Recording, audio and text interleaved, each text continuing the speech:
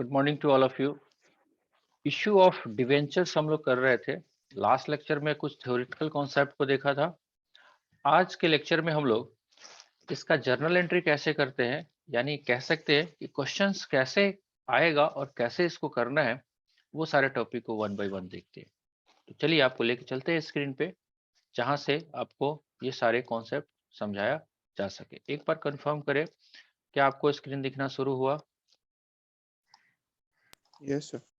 चलिए देखिए, अब जो अवेलेबल बुक्स है हमारे पास, देखिए सिंपल सा बात है। अगर हम इसकी जर्नल एंट्री की बात करें तो same to same issue of share का जो जर्नल एंट्री किया था, सेम टू सेम वही प्रोसेस इधर भी है। मतलब अगर हम कह सकते हैं कि क्या प्रोसेस है, तो सिंपली अगर हम जर्नल एंट्री जब इशू ऑफ शेयर का कर रहे थे, थोड़ा सा अगर रिमाइंड करें तो कैसे कर रहे थे। हम बैंक अकाउंट को डेबिट कर रहे थे,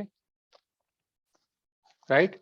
बैंक अकाउंट को डेबिट करके क्या करते थे, यहाँ पे इक्विटी शेयर एप्लीकेशन अकाउंट, यही कर रहे थे कि नहीं कर रहे थे। यस अब क्या करेंगे हम, यहाँ पे इक्विटी शेयर की जगह हम क्या लिख देंगे, अब जो भी है, जैसे मान लेते नाम रहेगा 10% डिवेंचर, तो debentures application account, right. Debentures application money जो आएगा उसको हम क्या करेंगे, 10% debentures application money debit to 10% debenture account, allotment कर देना। सेम टू सेम प्रोसेस है, यानी कि आप ऐसा कह सकते हो कि जहां जहां आप देखेंगे इक्विटी शेयर वाले वर्ड को हमने किया था, वहां वहां पे हम क्या कर दें, हम डिवेंचर्स के अमाउंट को हम पोस्ट कर दें, राइट। यही बस, और कुछ कॉन्सेप्ट नहीं है। जैसे आप फर्स्ट कॉल मांगोगे या अलॉटमेंट को मांगोगे या फर्स्ट कॉल मांगोगे तो क्या करोगे, लिखोगे आप, ड्यू करोगे, है ना, 10% debentures first call to 10% debenture account, right. Simple सा बात है, सेम टू सेम वैसे ही सारा काम होगा। अब ये प्रोसेस कैसा है, ये प्रोसेस है अगर इंस्टॉलमेंट में आता है तो।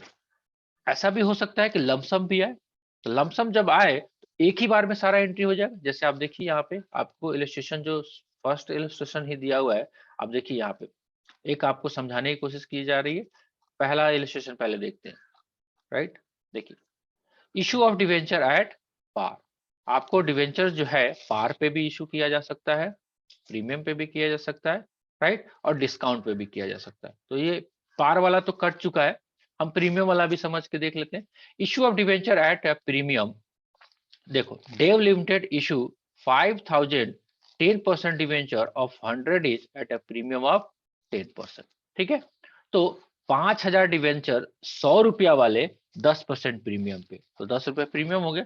तो कैसे आएगा, बैंक अकाउंट डेबिट हो गया, 10% डिवेंचर्स अकाउंट, और जो सिक्योरिटी प्रीमियम रिजर्व का पैसा जो है वो सिक्योरिटी प्रीमियम में ही जाएगा। नरेशन भी आपको दे दिया, Bing amount received on 5000 10% debentures at the rate of 110 each with premium.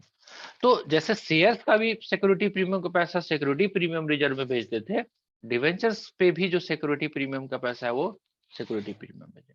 हाँ, एक नया चीज है, वो ये है कि आपका शेयर्स जो है डिस्काउंट पे इशू नहीं हो रहा था, लेकिन यहाँ पे डिवेंचर्स हो सकता है। क्या लिखा हुआ है, there are no restriction on issue of debenture at discount, whereas share cannot be issued at discount. ये कॉन्सेप्ट पहले से ही आपको बताया गया था। फिर भी अगर इसको अगर लगाना है क्या करेंगे, 5000 10% debentures 100 is issued at 10% discount. तो जैसे ही डिस्काउंट पे इशू करोगे, आपको क्या होगा, डिस्काउंट ऑन डिवेंचर्स को डेबिट करना पड़ेगा। वहां पे क्या था, discount on issue of share था, यहाँ पे डिवेंचर्स था। सेम टू सेम यही काम करना है। तो ये सारे कॉन्सेप्ट जो हो गए ये लमसम वाले होंगे। लमसम मतलब एक ही आपको इंस्टॉलमेंट में सारा का सारा आपका पेमेंट चला गया, ठीक है जी। इतना बात समझ में आता है।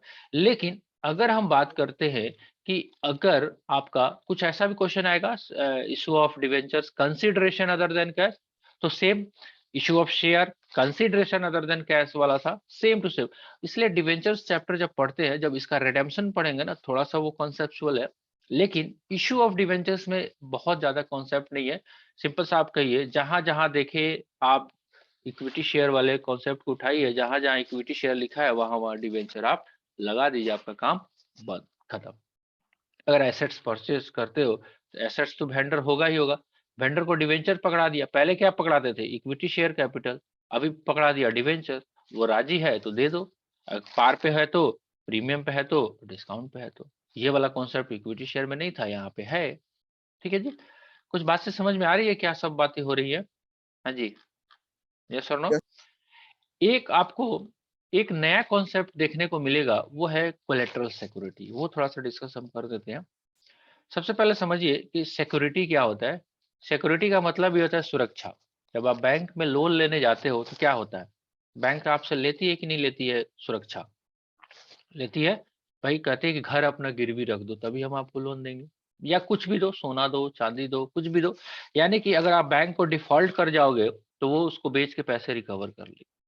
वैसे ही डिवेंचर्स को भी कोलेटरल सिक्योरिटी की तरह यूज किया जा सकता है। राइट, देखो कॉन्सेप्ट क्या कहता है। Explain the meaning of debenture issued at collateral security. Collateral का मतलब होता है प्राइमरी नहीं है, कोलेटरल का मतलब है सेकेंडरी सिक्योरिटी के तौर पे। कहता है when a company takes loan from a bank, company ने क्या किया, कंपनी है और कंपनी बैंक के पास गई और बैंक वाला कहता है, बैंक वाले को पास अप्रोच किया कि मुझे लोन दो। क्या दो? लोन दो। तो बैंक बैंक कहती है अच्छा क्या रखोगे गिरवी? तो कंपनी क्या करती है, डिवेंचर्स को गिरवी रख देती है ना, या उसको इशू कर देती है। When a company takes loan from a bank from some other party, the company may have to issue debenture as a subsidiary or secondary security, right? Secondary security की कोलेटरल बोलते हैं, in addition to the principal security. घर बार तो रखेगा ही रखेगा, secondary security अगर bank मांगती है तो उसको डिवेंचर्स दे देगी। Collateral security means secondary security in addition to the principal security. There are two methods of dealing. अब एंट्री का मेथड बता रहा है, पहले सिक्योरिटी का मतलब समझ में आया। कोलेटरल सिक्योरिटी का मतलब ही होता है दूसरा लायबिलिटी। जैसे आप लोन लेने जाते हो तो बैंक वाले आपसे गारंटर भी मांगते हैं कि नहीं मांगते हैं? बिल्कुल मांगते हैं, राइट। तो वो वाला कॉन्सेप्ट है यहाँ पे। अब जर्नल एंट्री करना है तो कैसे करोगे? दो मेथड है इसके लिए, ये दोनों मेथड को बहुत ध्यान में रखना पड़ेगा। एक मेथड क्या कहता है, in this method no entry is to pass in the books of the company, क्योंकि सिक्योरिटी के तौर पे रखा है। अब देखो ना, आपके पास जो एसेट्स है और ये एसेट्स किसी को दे देते हो सिक्योरिटी के तौर पे, तो आप ही के नाम पे है ना एसेट्स, अभी तो आपको क्या गिरवी रखा है, तो क्या कोई फाइनेंशियल एंट्री हुआ? नहीं हुआ। तो इस कॉन्सेप्ट को देखते हुए आपको फर्स्ट मेथड में कहता है कि कोई हम एंट्री पोस्ट नहीं करेंगे, किस चीज का? जब सिक्योरिटी के तौर पे डिवेंचर्स को रखेंगे तो। Debenture are no actually issued but only given away a collateral security as only for taking loan entry is pass, bank से जो लोन आएगा वो करेंगे। लेकिन सेकेंड एक मेथड है जिसमें ये कहता है, in this method entry for issuing debenture as collateral security also recorded, and entry आपका जो है लोन का भी होगा। तो लोन तो आया ही आया। अब देखिए क्या कहता है, एक अब डबल एंट्री करना है, एक्चुअल में तो इशू हुआ नहीं है डिवेंचर, राइट। तो क्या कहता है कि एक नया लेजर अकाउंट बनाओ जिसका नाम रहेगा डिवेंचर सस्पेंस अकाउंट, क्योंकि हमको डिवेंचर सस्पेंस अकाउंट बनाएंगे, ये चला जाएगा एसेट साइड में और ये चला जाएगा लायबिलिटी साइड में, कोई फर्क पड़ेगा नहीं। मान लेते 10 लाख का हमने कोलेटरल सिक्योरिटी इशू किया है, राइट, तो ये वाला सीन आपका क्रिएट होगा। ये समझ में आ रहा है आपको क्या कहने की कोशिश कर रहा है? कुछ नहीं, एक डमी अकाउंट क्रिएट कर दिया, डिवेंचर सस्पेंस एसेट साइड में चला जाएगा और डिवेंचर्स को लायबिलिटी साइड में लिख दो। बात वही है, सेम डेबिट क्रेडिट, क्योंकि डबल एंट्री सिस्टम में दो अकाउंट चाहिए, राइट। चलिए, तो इतना सारा कॉन्सेप्ट है। आप क्वेश्चन बनाने स्टार्ट करें, है ना, जो जो डाउट आते जाएगा एक एक करके देखते जाएंगे। छोटे मोटे और भी दो चार कॉन्सेप्ट है, वो वन बाय वन हम लोग देखते चलेंगे। ठीक है जी। और बताइए, आपने यस सर। क्वेश्चंस को थ्योरी नोट्स को पढ़ा, इसके बुक को? Yes sir. कुछ कुछ समझ में आना शुरू हुआ? यस सर, आ रहा है सर। चलिए ठीक है।